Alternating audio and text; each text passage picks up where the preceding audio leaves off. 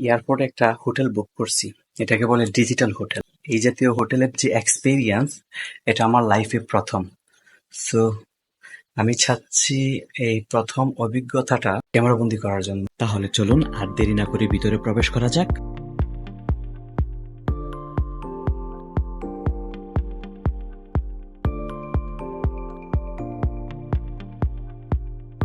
Three, two, one. Wow!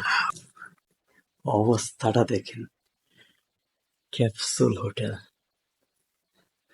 মনে হচ্ছে কোনো সায়েন্স ফিকশন মুভি। প্রত্যেকটা ক্যাপসুলের ভিতরেই আহ, এই এয়ারপোর্টের যে প্যাসেঞ্জার যাদের ফ্লাইট সকালে, তারা শুয়ে রয়েছে, তারা ঘুম বিশ্রাম করছে, আরাম করতেছে। দেখেন দৃশ্যটা কি চমৎকার! মনে হচ্ছে কোনো সায়েন্স ফিকশন মুভির কোনো দৃশ্য এটা। আসলে ক্যামেরাতে কিরকম আসতেছে বুঝতেছি না, বাট আমার কাছে খুব ভালো লাগতেছে। দেখি আমার রুম নাম্বারটা হচ্ছে, দেখি কার্ডটা একটু দেখি। আমার রুম নাম্বারটা হচ্ছে, সরি আমি আস্তে আস্তে কথা বলতেছি কারণ এখানে সবাই, এই প্রত্যেকটা ক্যাপসুলের ভিতরেই মানুষ আছে। আমার রুম নাম্বারটা হচ্ছে 107 ডিজিটাল এয়ারপোর্ট হোটেল। ওকে, 107। চলেন আমার রুমটা খুঁজে বের করার চেষ্টা করি। This is 101, 102, 3, 5, 5।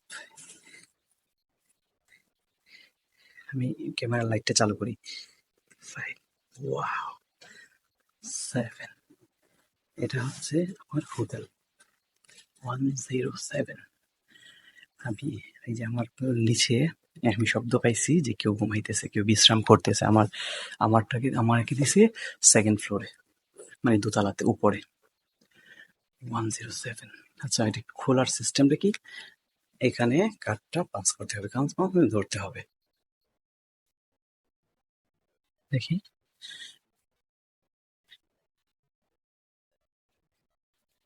চলেন এখন উপরে ওঠা যাক, দেখি ভিতরে আর কি কি অপেক্ষা করতেছে। ওকে, এই যে আমি সিঁড়ি দিয়ে উপরে উঠতেছি। প্রথমেই একটা টিভি নজরে আসলো, তারপরে বিশাল একটা মিরর এবং অনেকগুলো বাটন। একটা মনে হচ্ছে ফ্যানের সুইচ, একটা লাইটের, একটা আছে। ওয়াও, লাইটটা জ্বলে গেল। কাঠটা আমি এইতে রাখার সাথে সাথে লাইটটা জ্বলে। দারুণ! কি বলছিলাম না, কোনো সায়েন্স ফিকশন মুভির শুটিং এর দৃশ্য হতে কোনো অংশে কম না। আমার কাছে একটা শুটিং এর সেট মনে হচ্ছে। দেখেন লাইটের কালার, উপরে লাইটের ডেকোরেশন, মিরর, সম্পূর্ণ মিরর। আচ্ছা, লাইটের কালারও চেঞ্জ করা যায়। ওয়াও, কি চমৎকার! দেখি, আচ্ছা সবুজ লাইটের কালার। এসি, এসির হাতা, এসির কন্ট্রোলও এখানে আছে। এ- এই যে এটা হচ্ছে কাঠদানি, এখানে কাঠটা রাখার সাথে সাথে ইলেকট্রিসিটি চলে আসবে। আচ্ছা, খুবই আধুনিক, আধুনিক মানের একটা হোটেল।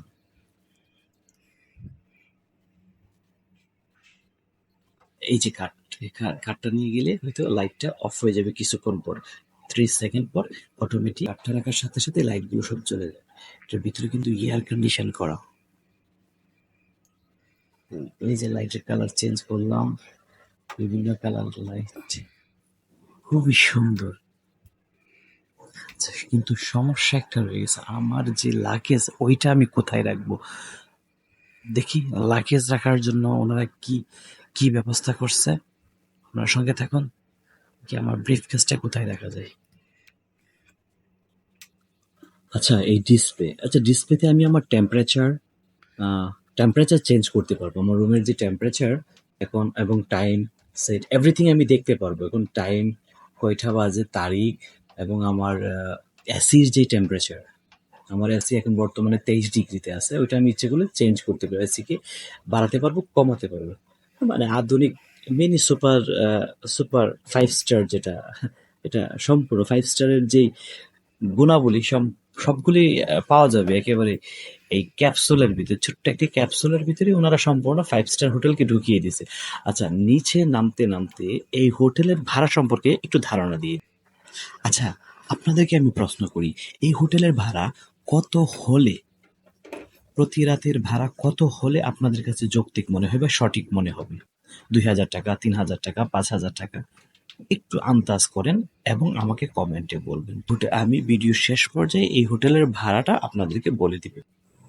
এখন বলে দেই, এই ক্যাপসুল হোটেলগুলা আপনারা এয়ারপোর্টের কোন অংশে পাবেন? এয়ারপোর্ট হোটেল, হোস্টেল অথবা ক্যাপসুল হোটেল যেই নামই ডাকি না কেন, মূলত আমরা যেই টার্মিনালে ল্যান্ড করি সেম টার্মিনালই হয়ে থাকে। আমাদেরকে প্রথমে কি করতে হবে, ইমিগ্রেশন কমপ্লিট করার পর দায়িত্ব যে কোনো কর্মকর্তাকে জিজ্ঞাসা করলে এয়ারপোর্ট হোস্টেলটা কোন দিকে, ওনারা আমাদেরকে দেখিয়ে দিবে। আমাদেরকে টার্মিনালের বাইরে যাওয়ার প্রয়োজন পড়বে না। মূলত এই হোটেলগুলো এয়ারপোর্ট টার্মিনালের ভিতরেই হয়ে থাকে, জাস্ট আমাদেরকে একটু খুঁজে নিতে হবে। ইন্দোনেশিয়ার রাজধানী জাকার্তায় সৈকর্ণ হাতা ইন্টারন্যাশনাল এয়ারপোর্টে আমাকে এই ক্যাপসুল হোটেলটি খুঁজে বের করতে প্রায় 15 মিনিট সময় লেগেছিল। কারণ সৈকর্ণ হাতা ইন্টারন্যাশনাল এয়ারপোর্টটি বিশাল বড়, তো আমাকে অনেক খোঁজাখুঁজি এবং অনেক জিজ্ঞাসাবাদ করে এটা খুঁজে নিতে হয়েছে। যদিও আমার প্রথমে ধারণা ছিল জাকার্তাতে ক্যাপসুল হোটেল অ্যাভেলেবল, তারপরেও আমাকে খুঁজে বের করতে অনেক সময় লেগেছে। তাই আপনারা যে এয়ারপোর্টে থাকার পরিকল্পনা করবেন, প্রথমে জেনে নিবেন সেখানে রাত্রি যাপনের ব্যবস্থা আছে কি নেই, আর ভাড়া কত। আমি জাকার্তায় এই হোটেলটি নিয়েছিলাম, তার কারণ হচ্ছে, এয়ারপোর্টে নেওয়ার মূল কারণ হচ্ছে, এয়ারপোর্ট থেকে আমি যদি রাজধানীতে যেতাম তাহলে আমার ভাড়া পড়তো বাংলাদেশি টাকায় প্রায় 2,000 টাকা। তো সকালে আমার আবার এয়ারপোর্টে আসতেই হতো, তো 2,000, 2,000, 4,000, ইভেন ভোর সকালে আমাকে এয়ারপোর্টে আসতে হতো। তো ওইটা ছিল বড় একটা প্যারা। তার কারণে আমি বুদ্ধি খাটিয়ে এয়ারপোর্টে রাত্রি যাপনের ব্যবস্থা করি, ঘুম অথবা বিশ্রামের ব্যবস্থা তো করে ফেললাম। এখন গোসল অথবা ওয়াশরুমের কি অবস্থা, চলেন একটু ঘুরে ঘুরে দেখার চেষ্টা করি। প্রশ্ন তো রয়েই গেল, সবচেয়ে বড় যে সমস্যা সেটা হলো সিকিউরিটি, নিরাপত্তা, আমার মালামালের নিরাপত্তা। সেটার কি হবে সেটাও একটু দেখার চেষ্টা করি। তাহলে চলেন আরো একটু ভিতরে প্রবেশ করি, দেখি গোসল, ওয়াশরুম, লকার এগুলোর কি ব্যবস্থা করা আছে এখানে। এই ক্যাপসুল হোটেলের আরেকটা বৈশিষ্ট্য দেখানো হয় নাই, এটা হচ্ছে, আচ্ছা আমার রুম নাম্বার কত, 107, তাই না? এই যে আমার রুম নাম্বার 107, ওকে। আচ্ছা, কার্ডের মধ্যে আবার ওয়াইফাইয়ের পাসওয়ার্ডও লেখা আছে, ওকে। এখন এই যে আমি লাগেজ, এটা আমি রাখবো কোথায়? একটা প্রশ্ন থাকে না, চলেন এই প্রশ্নের সমাধান দেখাই। আচ্ছা, এখানে দেখতে পাচ্ছেন কতগুলা নাম্বার দেওয়া আছে, কতগুলো লকার। এই প্রত্যেকটা লকার হচ্ছে প্রত্যেকটা রুমের জন্য বরাদ্দকৃত, মানে এটা আমার অ্যাকাউন্ট। মনে করেন এখানে আমি এই যে এখানে আমি কোনো কিছু রাখার ইচ্ছে হয়েছে, আমার কাপড় টাপড় ব্যাগ ট্যাগ আমি এখানে রাখতে পারবো। এটা হচ্ছে আমার এই যে 107 আমার রুমের সাথে মিলে। এখন আমি এখানে বলছে ট্যাপ হিয়ার, এই যে খুলবে না, এই যে আমি টানতেছি খুলবে না। এটা খোলার একমাত্র ওয়ে হচ্ছে এই কার্ডটাকে এখানে ধরতে হবে, তাহলে খুলবে। ওয়েট করেন, এই যে আমি কার্ডটা ধরতেছি, শব্দটা শুনতে পাইছেন? এই যে খুলে গেছে। ওয়াও!